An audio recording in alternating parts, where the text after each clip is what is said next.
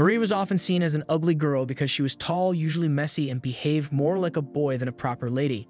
She spent her days buried in books and doing chores, treated more like a servant than a daughter. Her older sister was the one meant to marry into a noble family, but after a tragic accident took her life, everything changed. Now Marie must step into her sister's place and become the bride. Baron Shadowrun had two daughters. His eldest, Anastasia, was cheerful, friendly, and beautiful with golden hair, just like a real princess. Marie, the younger sister, was the complete opposite. She was tall, often dirty, and acted more like a boy. She spent her days reading books and working like a maid for her family. Each day, Marie woke up in a small, dark hut where she lived alone. It wasn't a place fit for a lady. Her family was not too rich, so she did most of the work. She washed up quickly at a nearby well, then went to her family's house to cook. Her parents, Anastasia, and their younger brother, Cedric, all ate together at a bright dining table. Marie, however, had to eat leftover scraps alone in the dirty kitchen. At night, she worked in her father's place, balancing the family's money and signing papers using his name, using only a small lamp for light. Once finished, she would quietly wash again at the well, staring up at the stars. Tomorrow was her birthday. She only wished for one good day. The next day, the Shadowrun family hosted a big banquet. Nobles filled the hall and music played. Anastasia looked stunning in her fancy gown. Cedric commented on her beauty, and everyone seemed to admire her. Marie stood quietly off to the side, wearing a plain dress with messy hair. Then her father stood up and gave a speech. He thanked everyone for coming and announced that Anastasia was the star of the night. Marie lowered her head, realizing the truth. This wasn't a birthday celebration for her.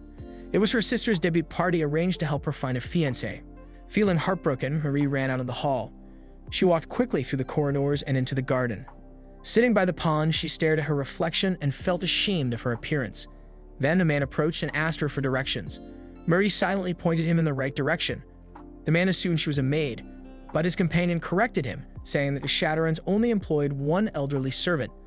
Understanding that Marie must be one of the Baron's daughters, the man apologized for the mistake. Marie noticed his formal clothing and realized he was from Ipsandra. She mentioned this, surprising the man with her accuracy. She spoke about Ipsandrian traditions and even shared a story about a red raggedy cat from their folklore. The man, whose name was Kairos, was impressed by her knowledge. Their conversation flowed easily. But then Marie remembered her father's warnings. He had always said that women shouldn't show off what they know. Suddenly embarrassed, she apologized and tried to leave. Kairos gently stopped her and looked at her kindly. Marie froze. His flawless face made her feel plain and worthless. Tears filled her eyes. Kairos apologized again for mistaking her identity but remained curious about why she wore such simple clothes. Marie answered honestly, saying it was because she wasn't pretty. Kairos responded by pulling her closer and telling her she was beautiful. Hearing those words was too much for Marie. She quickly told him where to find her sister and walked away in tears. She ran through the woods and returned to her tiny house. No matter how kind Kairos had been, her sadness wouldn't go away. A month later, a letter arrived at the Shadowrun home. It was a marriage proposal for Anastasia from Count Granado, a rich and powerful noble expected to become a duke.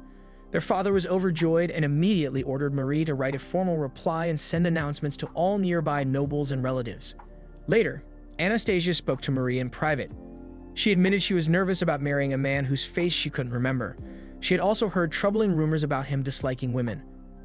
Marie tried to stay hopeful, pointing out that the letter at least sounded full of passion. Their mood lifted when the topic shifted to fashion. Anastasia had a secret love for designing suits for man. Since Marie was tall, the suits always looked good on her. Anastasia brought out one of her hidden outfits and made Marie promise to keep it a secret. Their parents had once destroyed her designs after finding out about her interest. Anastasia dreamed of starting a clothing business in the capital if their family ever became poor. She encouraged Marie to follow her own talents too. The two sisters loved each other deeply, but tragedy struck. Anastasia died in an accident on her way to meet Count Granado. Marie was devastated. She remembered how her sister had once told her the story of the red raggedy cat, and the memory brought tears to her eyes. As she sat remembering, her mother suddenly slapped her hard. Marie fell to the floor. Her mother screamed in anger, blaming Marie for Anastasia's death. She said that Marie should have died instead. Her rage continued until her father arrived and pulled her away, not out of concern for Marie, but to make sure there were no visible bruises. Her father then decided to send Marie to Count Granado in Anastasia's place. The family had already used up their wealth to prepare for the wedding. He told Marie this was the only way she could make up for everything. Though it didn't make sense, Marie began to believe she was at fault simply for being born. A few days later, Marie traveled with her father to the Count's estate. During the carriage ride, he kept reminding her how to behave, insulting her the entire time. Marie quietly agreed with everything and tried to smile, though he mocked even that. At the gate of the estate, the guards refused them entry. The letter had only arrived that morning. Her father became angry and tried to attack the maid who spoke to them, but she quickly defended herself and pinned him to the ground. Just then, Marie stepped out of the carriage. As she lowered her head, her veil slipped off. The maid immediately recognized her and called her Lady Marie. She introduced herself as Mio and ordered the guards to alert the Count. Inside Kairos, the same man Marie had met in the garden was furious when he learned that Anastasia's sister had come in her place. But when he saw Marie's face, his anger vanished. Marie was shocked to discover that the man she had met in the garden was actually Count Granado himself. Her father explained Anastasia's death, but when he tried to speak badly of Marie, Kairos gave him a cold warning stare. Calmly, Kairos announced that Marie would stay the night at the palace. Mio brought Marie to a private room and served her food.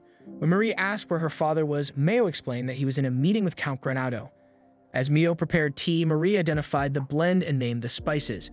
Mio was impressed by her knowledge and sincere appreciation. Not long after, Kairos arrived at the door. Marie bowed and apologized again for her father. Kairos explained that her father had already left and taken the engagement gifts to Anastasia's grave. Kairos then asked if she was being mistreated at home. Marie said no. In her mind, her family's coldness was just tough training. She believed they were trying to help her survive, but Kairos thought otherwise. He remembered the clothes she wore at the banquet. Those clothes are for widows and servants, and became more certain that she had been abused. When he asked if she was unhappy, Marie couldn't answer. She had never allowed herself to hope for anything more. Kairos then gave Mio a quiet order to take her away. In her mind, Marie thought she was being sent away because she wasn't beautiful enough. But Mio smiled warmly and led her to a private bath. Marie assumed she was there to clean, but Mio explained the bath was meant for her. Inside, a bath caretaker named Tunica helped her undress and prepared a large tub filled with warm water and flower petals. Tunica gently washed her hair and skin, promising she would shine like a new person by the end. Marie slowly relaxed and even fell asleep in the warm bath. That evening, Kairos waited at the stairs. When Marie appeared, she looked like a completely different person. Her hair was smooth, her dress elegant, and her skin glowing. Even she couldn't believe how she looked in the mirror. One look at Marie leaves Kairos speechless. It truly feels as if she has been reborn. Kairos called his mother, Lulu, to meet her. Lulu studied Marie carefully from head to toe. As the head of the family, Lulu's approval was needed for the marriage to happen. After a long silence, Lulu finally said that Marie lacked something. Kairos was ready to defend her, but Lulu continued. What Marie lacked was confidence.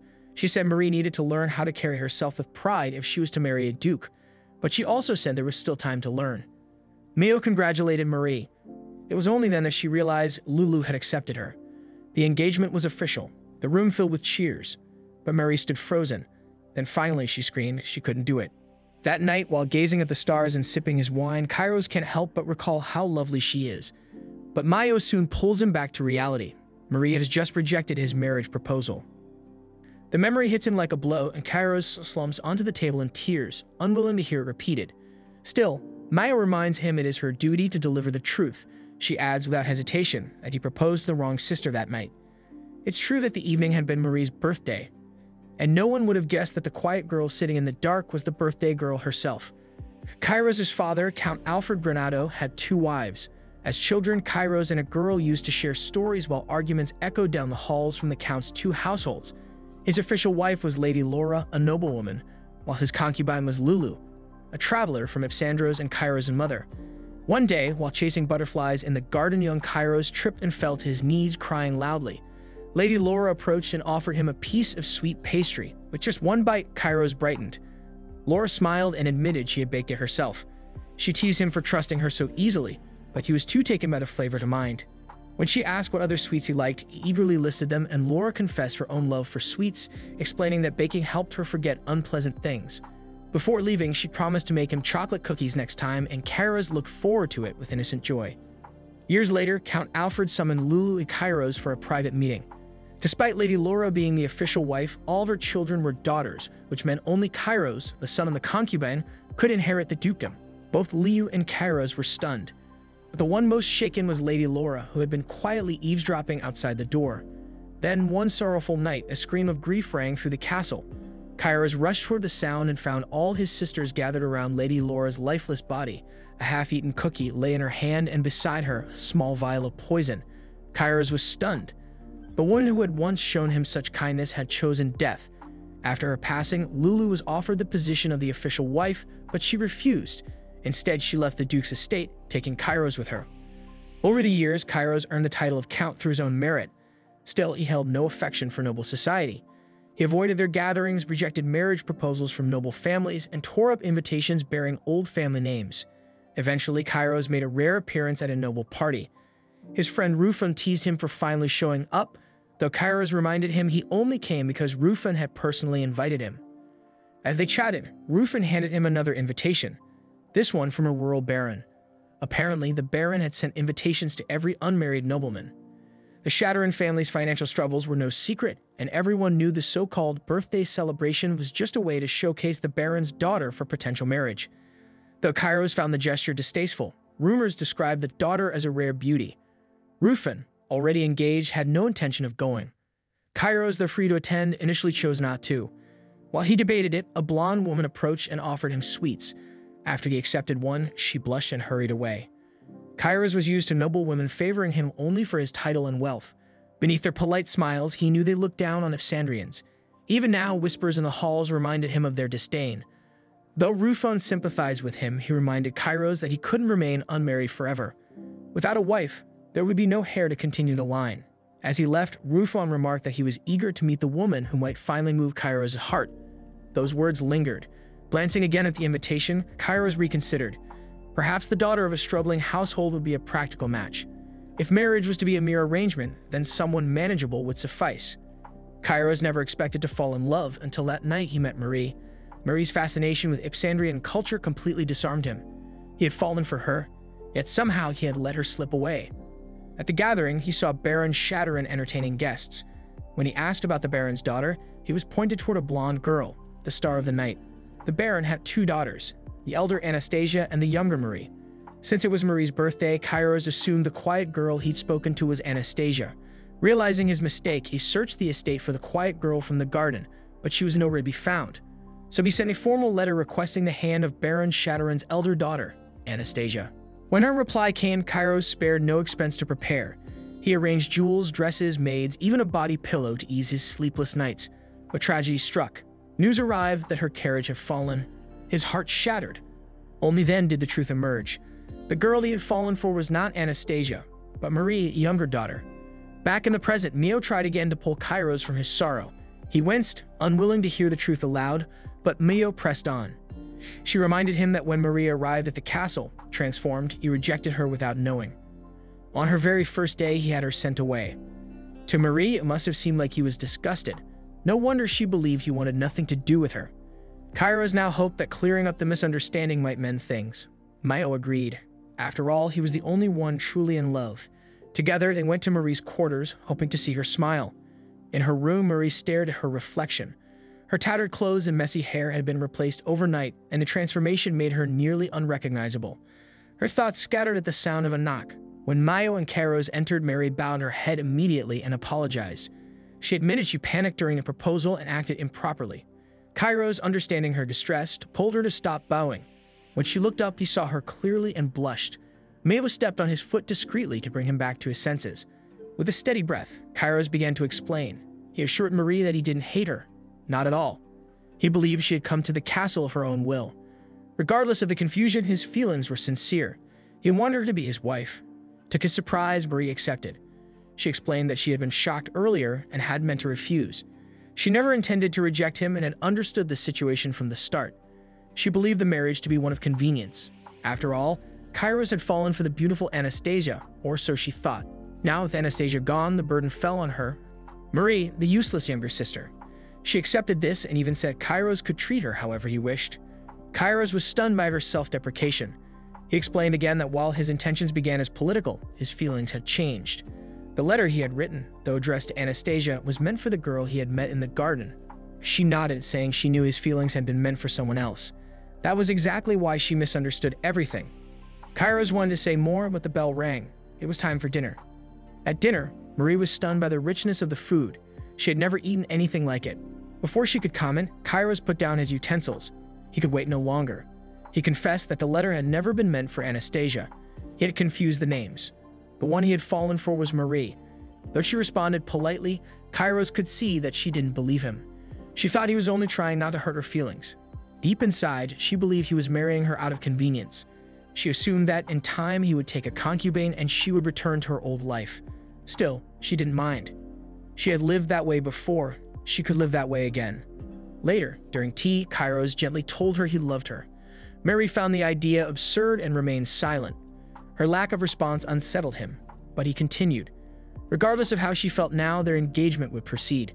The ceremony was set in 3 months and he would handle all the arrangements. Before he could leave, Marie asked for a favor.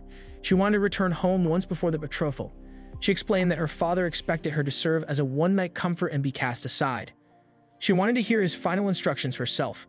The request frustrated Kairos. He told her he would need time to consider it. Not long after, Mio brought news. Marie was forbidden from returning home. If her family wanted to visit, they would need Kairos' permission. Then gently, Mio asked a question she had long kept to herself. She wanted to know why Marie believed she was ugly. After a long pause, Marie revealed that her parents had made sure she saw her reflection only when she was ragged and dirty. Sympathizing, Mio took her hands and encouraged her to see her true self in the mirror. That night, alone in her room, Marie gazed at her reflection. She thought of Mio's words, but deep down, she believed she had never truly seen the real her. She sat on the edge of the bed and her expression changed as she sank into the soft mattress. Lying down, she stared at the ceiling in quiet wonder. The palace, the clothes, the maids, and the count who now wanted to marry her. It all felt like a fleeting dream. One she feared would vanish when she awoke. Even as she tried to sleep, Kairos' words echoed in her mind. And even if it was just a dream, she wished it could last a little longer. When morning came, she instinctively rose to begin her chores. But the sunlight streaming in reminded her where she was. She closed her eyes again, unable to believe it. Soon, Mio arrived with 2 attendants. As they bowed, Marie instinctively bowed even lower. Mio gently reminded her to be at ease. Now that she was the Count's fiancé, they would serve her needs from this day forward. Hannah and Lisa, the 2 attendants, were now by her side. Everything still felt like a dream to Marie. Having 2 attendants to help her was far beyond anything she was used to. The attendants looked at each other, quietly watching how she behaved. Despite feeling nervous, Marie asked where they came from. They told her they had worked in the royal palace and were recommended by the 3rd prince. Their graceful manners reminded Marie of her own parents. Before she could think more about it, Mio gently called her name and asked if she was ready for breakfast. When Marie sat at the table, she was amazed by the large amount of food in front of her. Mio explained what each dish was, and Marie noticed how many different kinds of meat there were. It seemed the kitchen had prepared many options to see what she might like. Sensing Marie's hesitation, Mio kindly told her that she didn't have to eat everything and could choose what she liked. Marie then offered to share her food with Mio, but Mio refused, saying that attendants were not allowed to eat with their master. With no other choice, Marie took a bite. To her surprise, the food tasted amazing, and soon she was eating happily, plate after plate. Even when she started to feel full, she kept going because everything was too delicious to leave behind. Eventually, her stomach couldn't take any more. Mio quietly cleared the table, and Marie felt bad for leaving any food unfinished. The next item on the schedule was a tour of the palace. But first, Mio brought Marie to a wardrobe room. With the doors open, Marie was shocked to see so many gowns and shoes inside. She made a joke to herself about having only one body and not being able to wear them all. Mio explained that the wardrobe was filled with clothes for all seasons and special events. When Marie was asked to pick one, she felt overwhelmed by the number of choices. In the end, Mio chose a soft yellow dress for her. As they walked through the estate, Mio told her the history of the place. The Granada Castle was originally built as a border defense. After the war, the family earned the title of Duke and were given their own lands to govern. Although connected to the royal family, they were not in line for the throne. These days, the castle was mainly used for important gatherings. Their next stop was the manor house where Marie would live. As they entered through a side door, Marie saw a beautiful yard filled with plants and flowers. Mio said the Duchess herself had designed the manor. The first floor had the kitchen, rooms for staff, and private rooms for close family and guests. While they were walking through the hall, they ran into Thomas. Marie quickly bowed and apologized for how her father acted during their first meeting, but Thomas simply brushed it off. They introduced themselves properly, and Marie recognized his name from a story about a hero who once discovered an island. Thomas confirmed it, saying he lived there. But before the conversation could continue, Mio stepped in and pulled him aside without hesitation. She firmly warned him not to get too close to the Duke's fiancé, and Thomas backed away, clearly apologetic. As Marie looked around the manor, she started to wonder if Kairos did trade with countries from all over the world. Mayo explained that he mostly traded within the kingdom of Efandro. Marie had asked because she thought the handmade decorations around the house were from foreign lands, but Mayo said they belonged to the staff, who came from many different places. Kairos hired people based on their skills, not their background, which was why the staff respected him so much. Curious, Marie guessed that Mayo might also be from the capital, but Mio told her she had actually been abandoned as a child and found on the side of the road. Marie felt sorry for her, but Mio gently said there was no need for pity. She was living a good life. Mayo explained that the other two attendants, Hannah and Lisa, came from noble families and were used to serving high-ranking ladies, which was why they had been chosen to assist Marie. Still, Marie found herself more interested in hearing stories from people who had lived different kinds of lives. She kept that thought to herself and simply thanked Mio. That evening, Lisa brought Marie her after-dinner tea. Out of habit, Marie asked for milk, but both attendants rudely told her it would ruin the tea's flavor. Though they were polite, Marie could feel their disapproval. Feeling awkward, she gave up her usual preference and drank the tea as it was. That night, as Marie lay in bed, her thoughts drifted to Kairos. She wondered if he was still busy. Far away in another land, Kairos was indeed riding in his carriage, also thinking of her. Just as he was lost in thought, his coachman reminded him of his busy schedule the next day. With a sigh, Kairos wished he could return home soon. A few days later, Marie enjoyed another delicious breakfast. As she bit into the fresh vegetables, she asked Mio where they got such tasty produce. To her surprise, Mio told her they were grown right in a courtyard garden. Curious, Marie said she'd like to visit. Since Maya would be busy preparing for the Duke's return, she suggested Marie go with the maids Hannah and Lisa. Marie was unsure at first but saw it as a chance to get to know them better. Later that day, Marie went to the garden and met Johan, the gardener. She asked him questions about how he grew the vegetables, and Johan happily answered. When he saw how interested she was, he asked if she liked gardening too. Marie told him she used to grow and sell vegetables back home to help her family, though she struggled with tomatoes. She was impressed by his tomato plants and asked how he managed to grow them so well. Johan invited her to come along so he could show her. As Marie followed him, she heard Hannah and Lisa whispering behind her and noticed they were watching her steps across the dirt. She felt like they were making fun of her. Maybe she deserved it, she thought, but Johan didn't. She paused, looking down at the fancy shoes the Count had given her.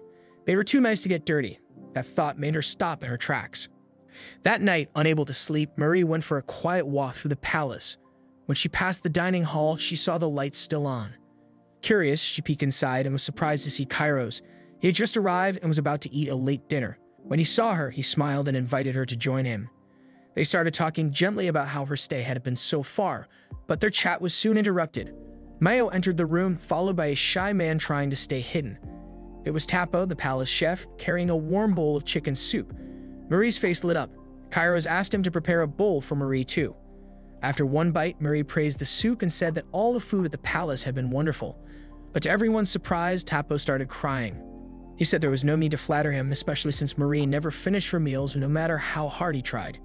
Kairos turned to Mio, asking if that was true. Mayo explained calmly that Marie often gave unclear answers when asked. Flustered, Marie quickly explained that she did like the food, but she just got full easily. She even felt guilty for wasting it. Tapo was deeply moved to hear this and got even more emotional, happy that she enjoyed his cooking. Mio then quietly said she would prepare tea for them. Wanting to cheer them up, Tapo decided to make a special dessert. Soon, he returned with a warm apple pie. Marie guessed that maybe the reason Tapo got upset when food was left uneaten was because he assumed everyone had the same appetite he did. She and Kairos invited him to join them. In the end, they all cleaned their plates, with Tapo eating half the pie himself before leaving happily. After he left, Kairos gently told Marie he was sorry for putting her in situations where she had to keep her feelings inside. He asked if there was anything bothering her or anything she wanted. Marie said no, but you mentioned Hannah and Lisa. Marie hesitated and said they were kind and took care of her, but Kairos wasn't convinced. He told her that, as the future duchess, she deserved attendants who suited her better. She didn't need to pretend to be happy if something bothered her. He encouraged her to be honest about her feelings. But Marie had never asked for anything in her life. She was used to accepting whatever was given. To her, that had always been enough. She didn't want to seem ungrateful after receiving so much kindness from the Count. But Kairos gently promised to give her anything she wanted. Those words quietly broke down a wall inside her. Their quiet moment was interrupted again when Mayo returned, carrying their tea along with a huge pile of mashed potatoes. At first, they thought it was for them, but Mio took it away. It was her midnight snack. On the table, 2 small kettles were stacked over a burner.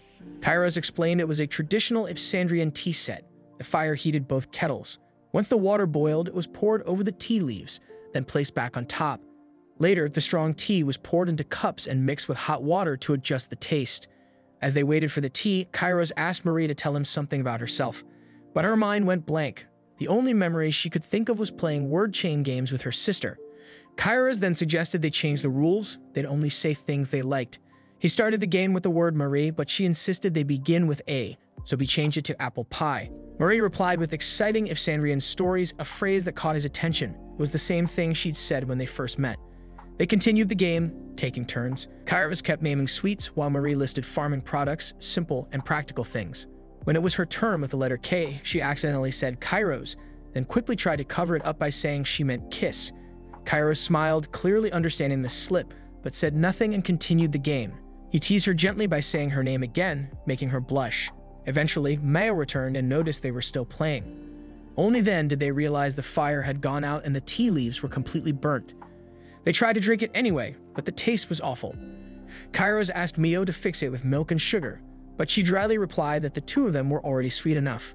As Marie was about to fall asleep, her thoughts kept her awake. Memories came back to her. How she was chosen as a stand-in for her sister's engagement, how Hannah and Lisa treated her cruelly. But Kairos was different. He truly wanted to understand her. Meanwhile, in his room, Kairos hugged his pillow and thought about Marie. Just then, Mio walked in and caught him. Startled, Kairos quickly straightened up, but Mio simply asked how he felt after not seeing Marie for several days. To her surprise, he calmly said that he loved Marie and found her beautiful, which only made Mio more frustrated. She remembered how 5 days earlier, Kairos had told her to treat Marie with the highest care and give her everything she deserved. He believed Marie hadn't been treated kindly at home and wanted to surround her with comfort. But no matter what he gave her, Marie seemed to avoid those luxuries. Mio then shared her own story. She had been abandoned as a child but was taken in and raised by Lulu. Over time, she became the head chamberlain of Grenova's castle, a position much higher than expected for someone like her. She thanked Kairos for changing her life. Kairos didn't quite understand what Maya was trying to say, so she explained that she related to Marie. Coming from a poor background and suddenly stepping into nobility was overwhelming. She believed Marie felt lost and unsure, just as she once had. Back then, Mayo had feared it could all disappear one day. Kairos firmly said nothing would disappear. Marie was perfect the way she was. Just like Mio fulfilled her duties and Lulu treated her like a daughter, Marie also belonged. Mayo was surprised by his words and praised him for always valuing people. Then Kairos mentioned his upcoming trip and asked Mio to make sure Marie stayed comfortable. Even while discussing serious matters, he couldn't help but gush about Marie, hugging his pillow and rolling around with joy. The next day, Marie noticed her meal was smaller than usual, but just right. She finished it easily and felt satisfied. As she enjoyed her tea, Mio joined her. Marie was happy. She had always hoped to share a quiet moment like this with her. Then it hit her. Kairos must have left already. Mio confirmed it, saying Hannah and Lisa were now attending to Kairos so Mio could focus on Marie. As they chatted, Tapo the chef arrived with a tray. On it was a white pudding made of almond and fresh milk. He offered Mio a plate too. They both took a bite and froze in delight. Tapo proudly said he'd make more pudding for everyone, but Marie quickly warned him that Hannah and Lisa might not like milk. Mayo raised an eyebrow and asked why Marie thought that. Marie then shared a small story. Once she had asked for milk in her tea, but Hannah and Lisa had refused. As Mio listened, her expression turned serious. As they walked down the hallway chatting, Thomas approached with a box addressed to Marie from the Shatterin household. Mio scolded him for not inspecting it first. Flustered, Thomas dropped the box, spilling its contents.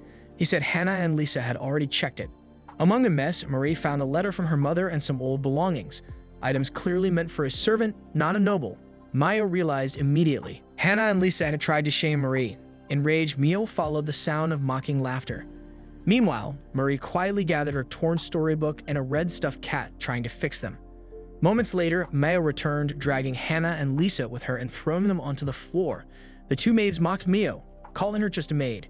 They bragged about being recommended by Prince Rufin and claimed they would serve in the royal palace.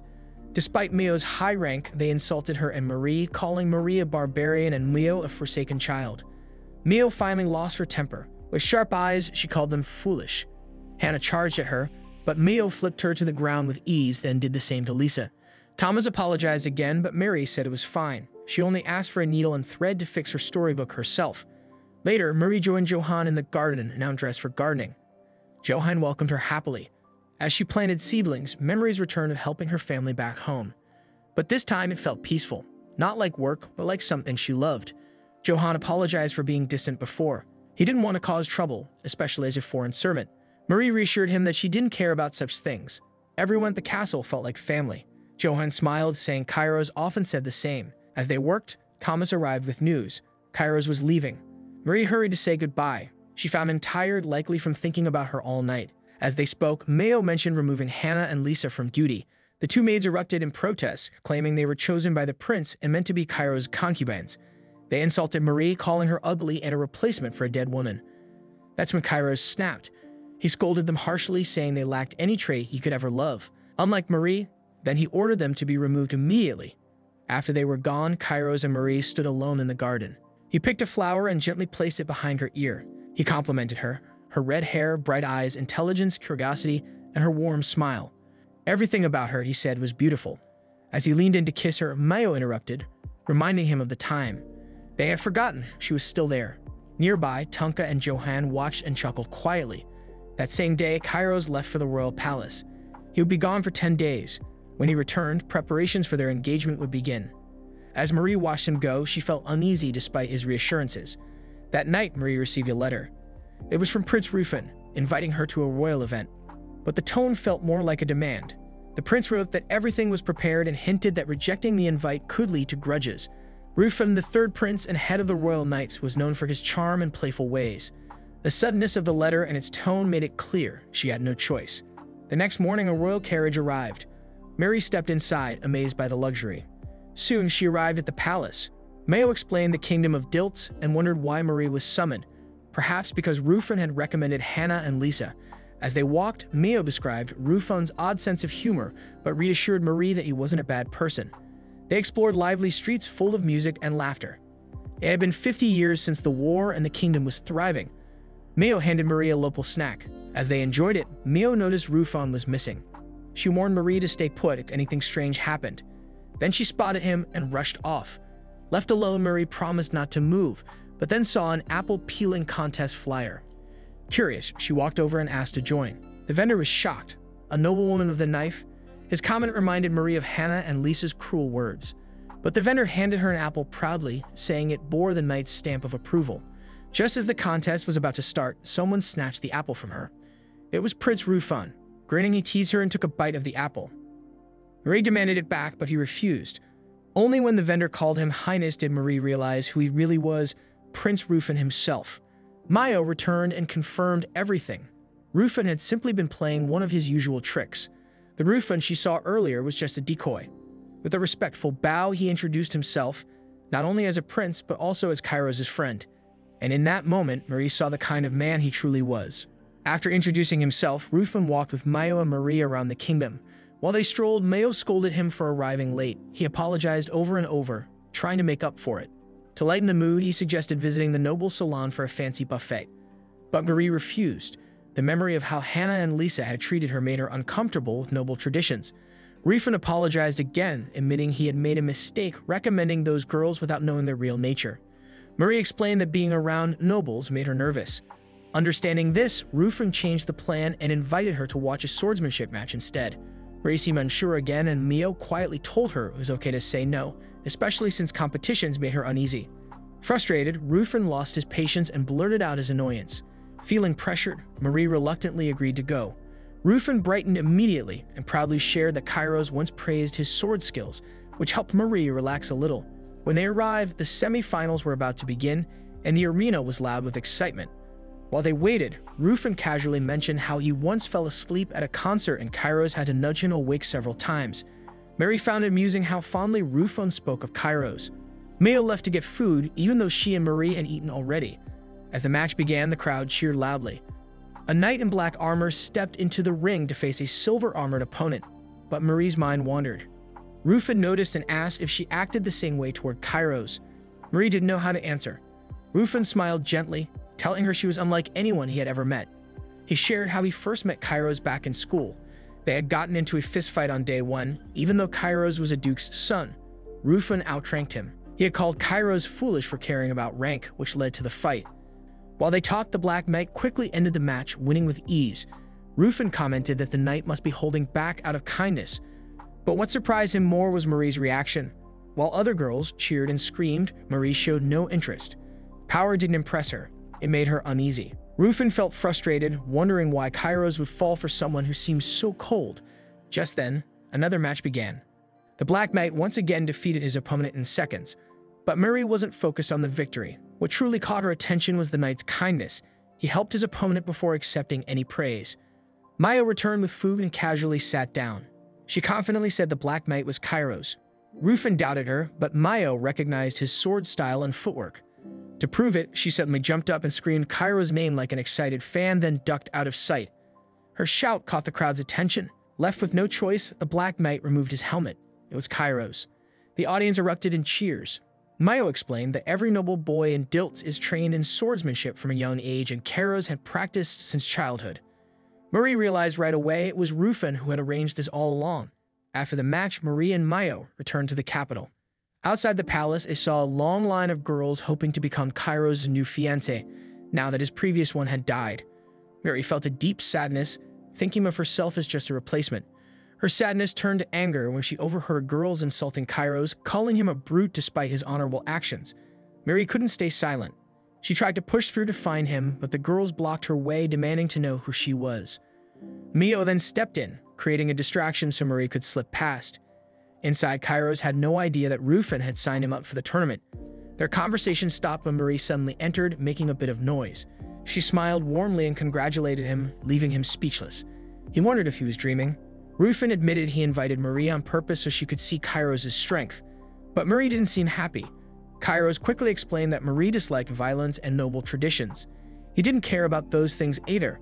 Still, Rufin insisted Marie looked unhappy and accused her of being nothing more than a replacement bride in a political marriage. Marie couldn't argue. She knew the engagement wasn't based on love.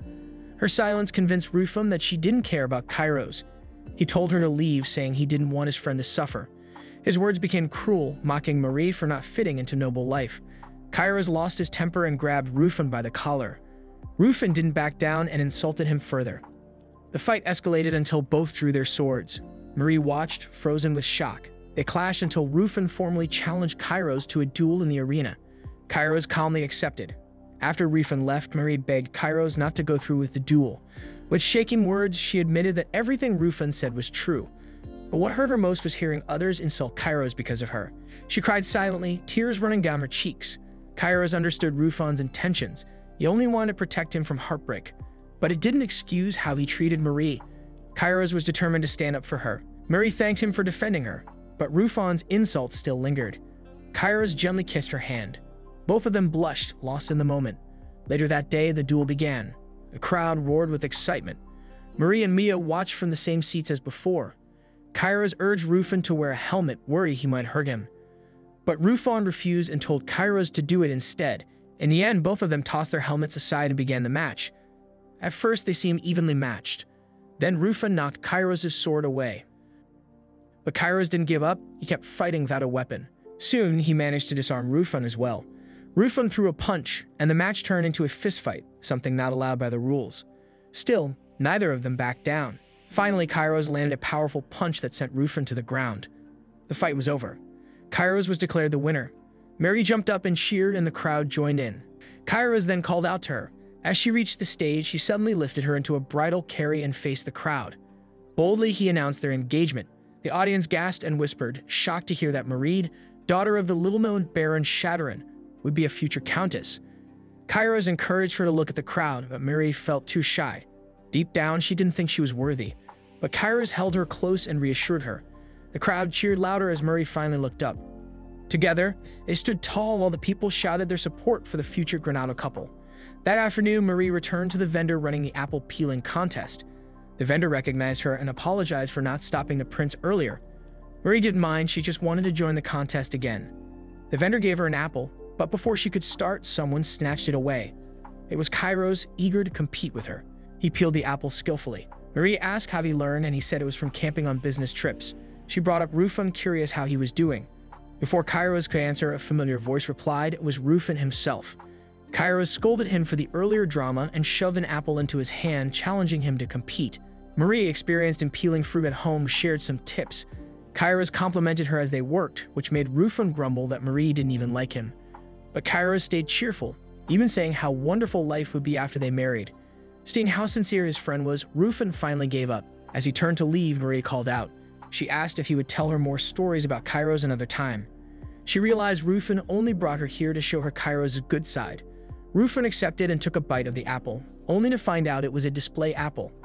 Kairos had tricked him. The two started teasing each other again, and Rufin stormed off, muttering under his breath. When it was time to leave, Mio said she needed to stay with her master. Marie would be returning with the coachman. Before parting, she and Kairos exchanged soft words that turned into sweet compliments.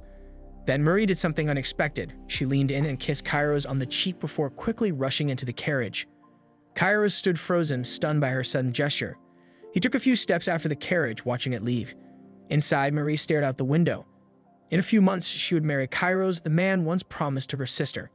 Though the engagement started as a political deal, she now silently wished for a marriage built on love. Meanwhile, Mio delivered a letter to Kairos. It was from House Shadowrun. As he read the message, his expression darkened. The contents made him wonder, what is Shadowrun's really Marie's parents after all? A letter soon arrived from Baron Shadowrun and his wife. It was full of harsh and abusive words. They cared nothing for Marie's well-being, only about bringing her back to enslave her again. This left Kairos deeply troubled, wondering how they could treat Marie with such cruelty. While preparing to leave on business, he asked Mio to investigate further on his behalf. A month passed since the festival. On this bright morning, Marie stood by the window, admiring the weather and feeling hopeful for the day ahead. A knock on the door interrupted her thoughts. It was Wolfgang, her butler. Just as she greeted him, a young girl ran forward and hugged her tightly. Wolfgang introduced the girl as Cecily, his granddaughter and apprentice. Cecily proudly showed off the buns in her hair, and Marie warmly complimented them. During their pleasant exchange, Cecily mentioned that Maya would still be away for the day, so she would attend to Marie in the meantime. Their talk was soon interrupted when Wolfgang asked about Marie's dress. She chose a blue off-shoulder gown that suited her perfectly. Both Cecily and Wolfgang admired her appearance, and Wolfgang teased that Kairos would surely embrace her when he saw her. His words made Marie blush, for lately Kairos had begun to affect her in ways she could not explain. Eager to greet him upon his arrival, Marie and Cecily hurried toward the Count's quarters. Along the way, Tapa noticed them and remarked that lunch was not yet ready, but Marie simply replied that the Count was arriving. After exchanging farewells, they continued forward. Soon after, Johann approached for the bouquet, suggesting Marie take the flowers with her. She accepted them gladly. When the Count finally returned, the castle attendants lined up in the hall to greet him. But what drew his eyes most was Marie, standing gracefully at the top of the staircase in her gown, holding the bouquet. She descended slowly and offered the flowers to him. Kairos, however, did not take them. Instead, he told her they suited her better and that she herself was like a flower, an even greater gift. Kairos teased that he almost embraced her, which made Marie shy. Then, to her surprise, Kairos offered his hand. She thought he intended to take the bouquet, but instead he reached for her hand and brushed her sleeve. Startled, she froze, but Kairos calmly took a single flower from the bouquet and placed it in her hair while praising her beauty. Marie assumed he was only teasing again, though his gesture lingered in her heart. That night, Marie lay awake in her room, exhausted. She had hoped they might share dinner together, but once again, Kairos had to leave. With the betrothal ceremony drawing near, she felt her nerves tightening. Beyond what her father had taught her and what she learned in school, she realized how little she knew. An idea struck her, and she went to retrieve the red anicapped book from her drawer. But when she opened it, she found the pages torn and scattered. Hoping to repair it, Marie sought Wolfgang's help. As they walked through the castle halls, they noticed light shining from a nearby room. Curious, Marie peeked inside.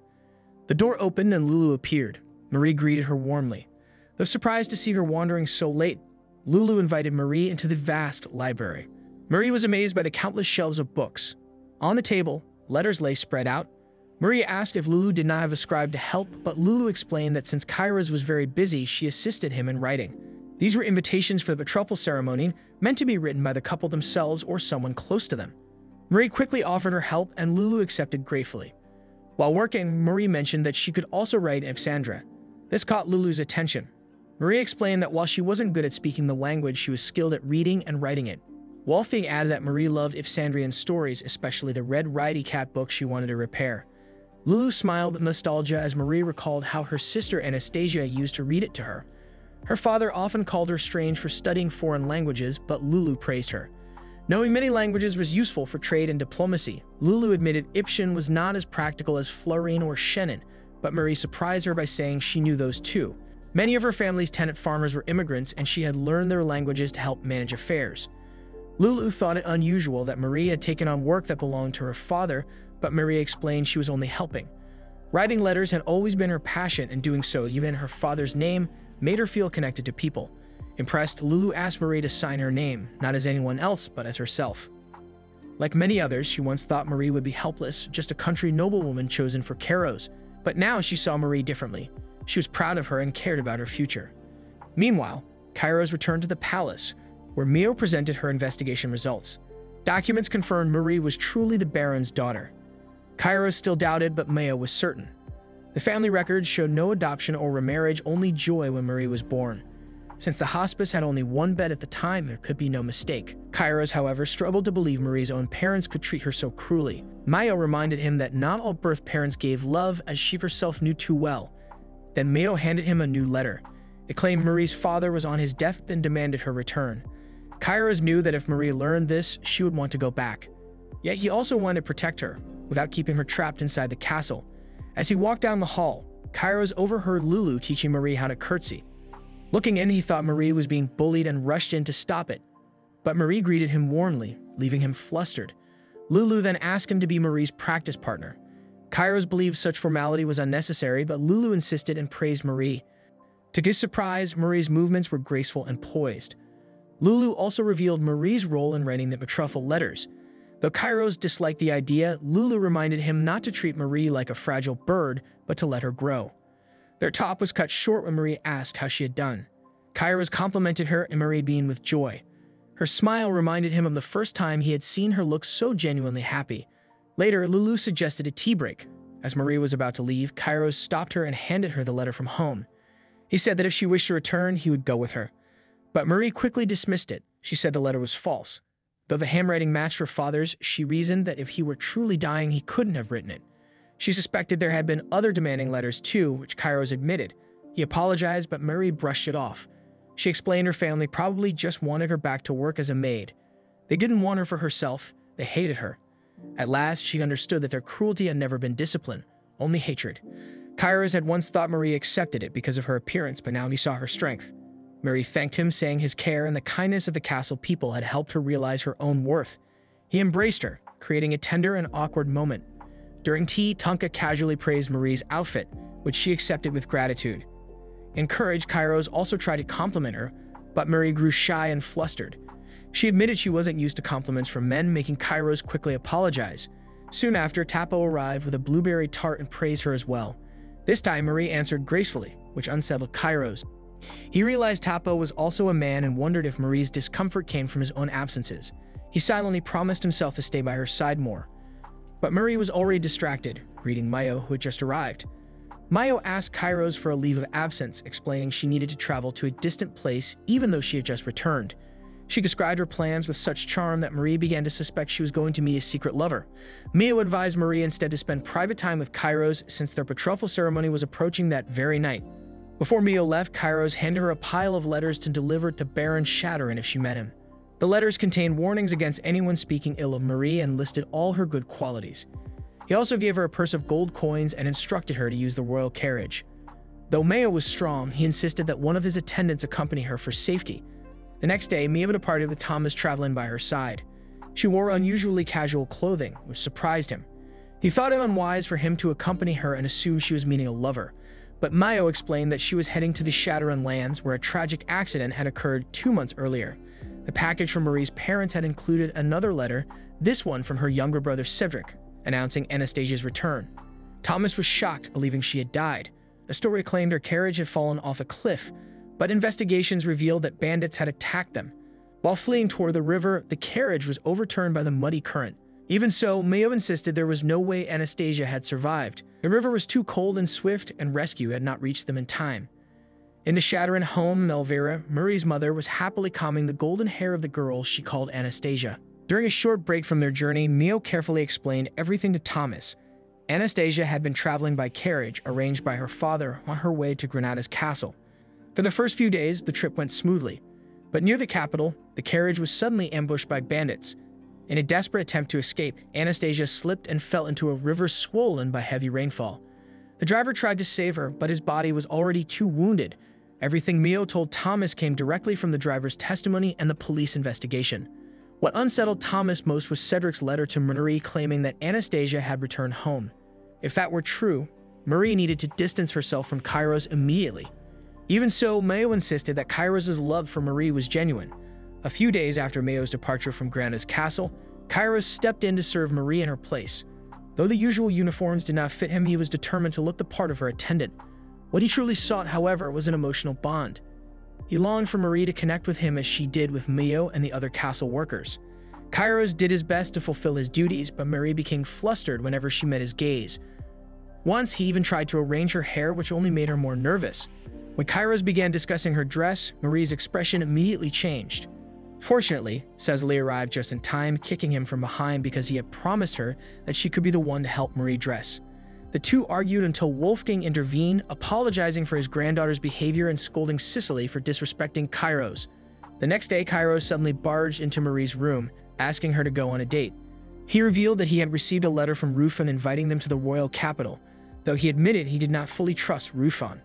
Instead, he wished to go there with Marie alone. Dressed casually to conceal their identities, the two wandered through the bustling kingdom streets. Yet the way Marie addressed him still carried formality, so Karas urged her to call him by his first name instead, warning that her tone might expose them. A suggestion startled her, but since there was still time before their meeting with Rufan, Kairos proposed they take a short tour first. Extending his hand, he insisted they walk together to avoid being separated in the crowd. Meanwhile, Mayo and Thomas continued their journey, approaching the Shadowrun lands where Marie had grown up. Wide fields stretched before them, dotted with cattle herds. Thomas had expected something more modest, but Mayo explained the truth. Although the land was vast, taxes had steadily increased since the Great War. The landlord was responsible for maintaining the land, but the family was clearly struggling. Their first stop was Marie's old school. The receptionist failed to recognize Mio, so she smoothly pretended to be a noblewoman from the capital gathering knowledge about farming. Thomas could only stare in amazement at how effortlessly she shifted her demeanor. When Mayo asked if there were any students she could speak with, the receptionist explained that aside from Marie, the only other girl was the daughter of a local innkeeper named Karina, who had withdrawn midterm. Mayo quickly located Karina's mother, adopting another persona. This time she claimed to be a detective from the capital, lying smoothly that Karina might be in danger and requesting her old student ID. She succeeded, securing the ID before continuing toward the Shadowrun mansion. Thomas grew increasingly uneasy with her methods, but Mio defended herself, insisting she had not truly lied, only bent the truth. Despite his worries, she hinted that her greater deceptions were only beginning. Finally, they reached the Shadowrun mansion. Though large, it showed obvious signs of neglect, far from how Mayo remembered it. Without hesitation, she strode onto the property, catching Thomas off guard. An elderly woman named Tamia approached, demanding to know who they were. With a charming smile, Mio introduced herself as a student visiting with her fiancé, calling themselves Karina and Henry. To support the lie, she presented Karina's ID. Pretending to fulfill a promise to Marie as her best friend, Maya requested to see her old room. Tamia agreed and led them there, opening the door to reveal a cluttered storage space stacked with boxes. Curious, Mayo asked why Marie had been made to work so much. Tamia explained it was because of her appearance, and that only her grandmother Sasha had ever shown her true affection. Suddenly, Cedric burst in, hoping to see Marie, but his father George quickly scolded him. Thomas shrank back in fear, but Mio boldly stepped forward, holding her false identity with confidence. George dismissed Tamia's claim, insisting the room was only for storage, and guided the two further inside to show Marie's real room. Along the way, he described Marie as shy and gloomy, but Mio countered with warm stories of her. When asked what item Marie had told her to fetch, Mio only laughed nervously, claiming it was a secret. George eventually led them to a well-kept room, but Mayo recognized it as Anastasia's. She explained that Marie had always loved to study, so her true room should be filled with books. Forced to comply, George reluctantly showed them another chamber lined with shelves before hurrying away. Thomas hesitated, unsure if it truly belonged to Marie, but Mayo seemed uninterested in the books. Instead, she pressed close to the window and began eavesdropping. They overheard Melvira, Marie's mother, speaking softly and caught Anastasia's name. Before they could hear more, George returned, announcing that the family planned to go out and their visit must end. Mio politely agreed, but when George suggested Marie should come to them next time, she countered that Marie was busy with her betrothal. George insisted that until the ceremony was complete, Marie still belonged to him. The tense exchange was interrupted when Melvira appeared, offering to serve tea. George quickly dismissed her, urging the guests to leave. When the family departed, Mio and Thomas pretended to leave, but instead lingered, circling back into the mansion. With Thomas's help, Mayo slipped through a window and unlocked Melvira's private chamber. Inside, they froze at the sight of a silhouette behind a curtain. They cautiously approached, calling out, but no reply came. Pulling the curtain aside, they were shocked to find not Anastasia, but a doll dressed exactly like her. Mayo examined it closely. The craftsmanship was lifelike, the hair real, and the dress identical to what Anastasia had worn the day of the accident. Back in their carriage, Thomas argued that Melvira had simply lost her mind with grief, but Mio disagreed. To her, Melvira seemed perfectly sane. Mayo remembered how the doll looked almost new, as if Melvira herself had made it. It resembled a real person, even with hair that was clearly human. What made it worse was the dress. It was the same one Anastasia wore on the day of her accident. That should have been impossible, since Anastasia's body had never been found. These strange details convinced Mio that something was wrong. She asked Thomas to take the next turn because she needed to meet someone, realizing the carriage's driver was surely lying. Meanwhile, in the capital of the adults' kingdom, Kairos and Marie spent their day like ordinary travelers, walking through the busy streets and tasting food from the stalls. Kairos shared stories about his days at the Royal Academy, where he had studied since the age of 12. The thought of a younger version of him left Marie quietly amazed. At one stall, they found a vendor selling Donderma ice cream made with playful tricks. The man teased Marie by pulling the ice cream away each time she reached for it. Flustered but determined, she finally took a bite, and her whole face lit up with joy. Kairos was so moved by her reaction that he dropped to one knee, overwhelmed by how adorable she looked. Their next stop was a merchant store filled with goods from across many countries. Kairos proudly pointed out fabric from Ipsandra, describing its quality. While looking around, Marie thought about buying something for Kairos as a gift. She had some money from helping Lulu with letters, but when she checked the prices, she was shocked. They were far too expensive. Instead, Kairos tried on a fine suit and asked Marie for her thoughts. When she suggested he try the more elegant outfits, his excitement grew. He ended up buying several luxurious sets, trying each one on just to show her. He even purchased a flashy uniform, saying it would cheer her up whenever she felt sad. As Kairos was changing, Marie wandered outside to the jewelry stalls. She stopped at a nearby store she thought would suit him well. Just then, a voice called from behind. Fear rushed through her as she thought she recognized her sister, but when she turned, she saw only a strange man. At first, he seemed like a normal seller, but his behavior quickly grew troubling as he insisted she join him for tea. Marie refused, but the man became pushy, and she called for Kairos. In a flash, Kairos grabbed the man by the collar and spoke sharply, making him retreat in fear. Marie apologized for the scene, but Kairos was left unsettled. He realized the man had been trying to ask Marie out. Marie admitted no one had ever done that before. At her old school, the boys only mocked her for being plain and poorly dressed. Kairos' heart tightened.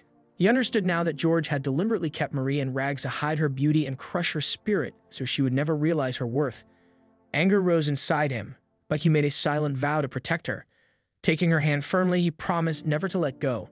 Marie felt warmth and comfort in his grip as they continued walking together. From a distance, a mysterious blonde figure stood watching them quietly. In the kingdom of Dilts, Kairos and Marie walked hand in hand through the market stalls. Marie bought something at nearly every stop, spices for Tapo, flower seeds for Yan, even bracelets, until their arms were full of goods.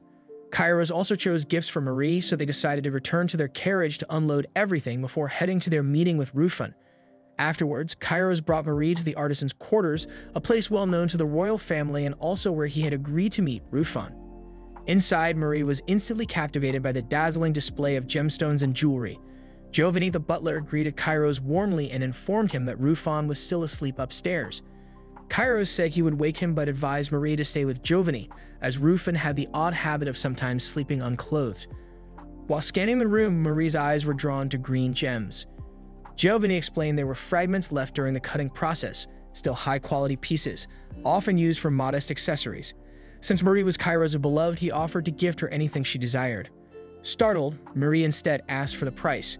The gems reminded her of Kairos' eyes, the exact same shade. Though expensive, she decided to purchase them. Giovanni carefully packed the stones and Marie accepted them with joy, never expecting she would one day buy such fine gems herself. As she admired them, someone suddenly appeared. Startled, Marie quickly explained she was not alone. The man pressed her with questions about Kairos, even asking if they had kissed. Nervous, Marie admitted they had not yet, though it was likely they soon would.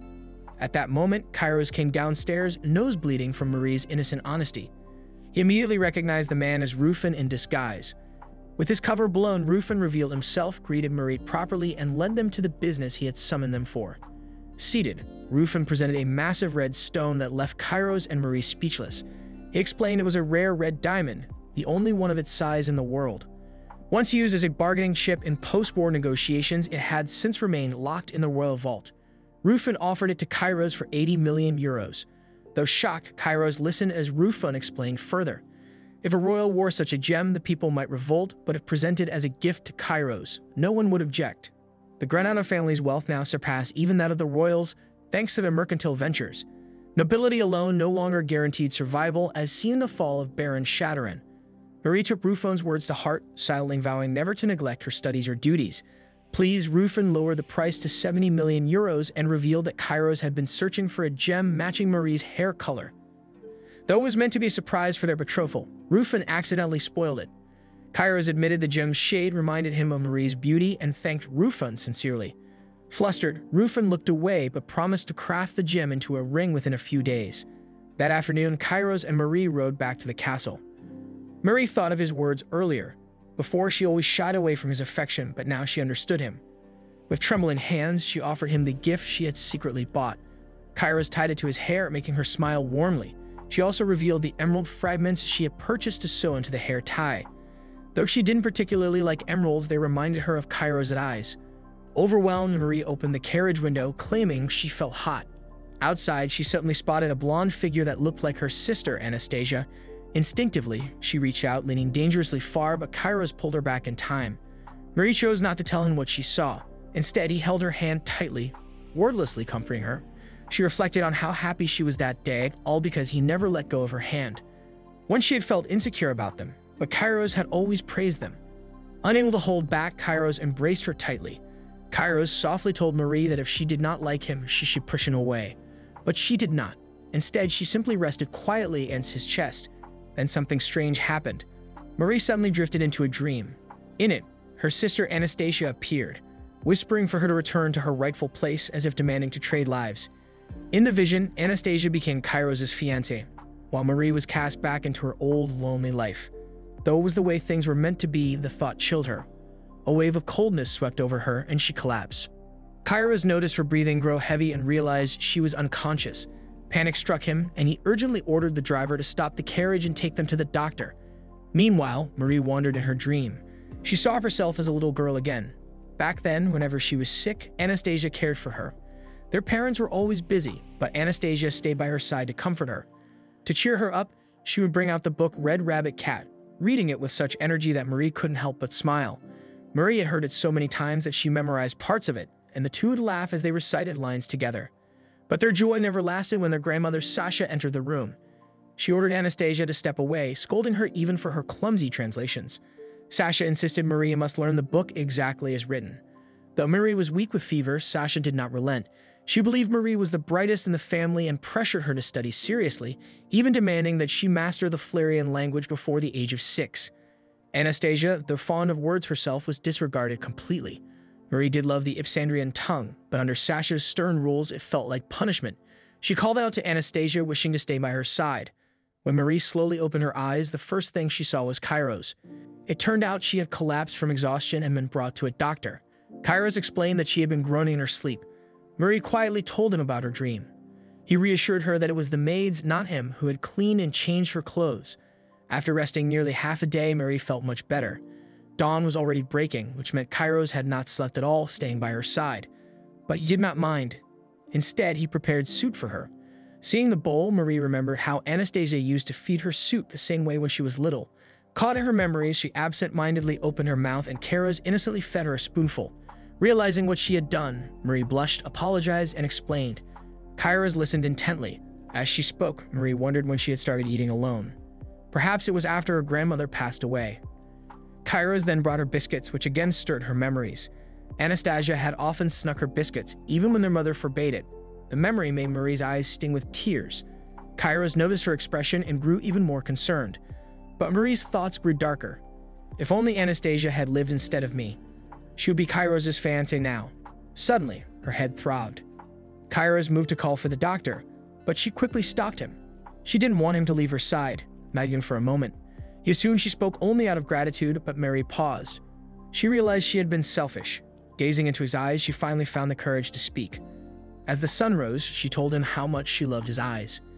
In the past, his kindness had made her hesitate, but now it filled her with happiness. Right there, she confessed her love. Before she could finish, Kairos pulled her into a kiss. He confessed in return, saying that from the very first moment they met, he had already fallen in love with her. Normally, Marie would have rejected such a confession, but now she could only cry in happiness, accepting every word. Kairos himself looked on the verge of tears, grateful his love was returned. Still, he'd insisted on fetching the doctor and advised Marie to remain in bed while he was gone. But to her, his words sounded suggestive. Embarrassed, she hid beneath the blanket, though Kairos had never meant it that way. They exchanged quick apologies before he hurried out. Moments later, Marie heard a loud slam. Alarmed, she rushed outside and found Kairos at the bottom of the stairs. Before he could explain, Mio appeared, saying he had been skipping steps and fallen. Marie greeted Mio warmly, but Mio explained she had come with urgent news. She told Kairos she had brought someone with her. As they walked toward the hall, Marie quietly asked if her presence was necessary. Kairos assured her it was, though what she would hear might not be comforting. It was important, for it concerned her sister Anastasia. Marie's eyes widened. In the hall, Mio dismissed Thomas, who had been guarding their visitor. She held the man firmly and introduced him to Kairos. His name was Jacob, she said, and he was the driver of the carriage that Anastasia had ridden in during the accident. Kairos remembered that Jacob had once worked at Granado Castle years ago to earn money. Now he asked directly, was Jacob truly the one responsible for Anastasia's death? That marks the end of today's Recap. If you enjoyed the video and want more of it, please support the channel by leaving a like and subscribe. Let's help us reach a current goal of 10K subscribers.